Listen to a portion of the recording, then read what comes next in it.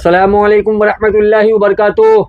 ला तुम्हारे बाबलों के लिए देखो 32 से 36 ने 32 से 40 में अमुक अब बैगी पेंटा लेकर आया हूँ। देख लो आज 700 से 750 रुपये में जोड़ी पड़ेगी तुमको।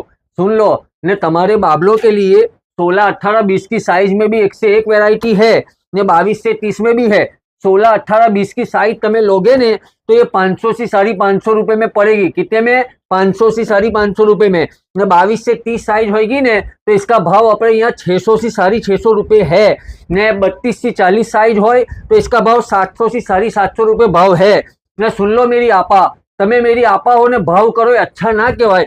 अपने यहाँ भाव फिक्स है, कोई भी हालत में एक भी रुपया कम नहीं हो ने। फिर वो ना कहूँ तो खोटा नहीं लगाने का। मैंने बाहर बोर्ड भी लगा के रखा है फिक्स रेट का ना, वीडियो में भी कहता हूँ। इसके लिए बाबलों तुमको क्या कहता हूँ कि कोई भी जगह फाफे मारे वगन, कहीं भी रखड़े वगन ने कहीं भी कटाए वगन सीधे कहाँ का MLA कलेक्शन में।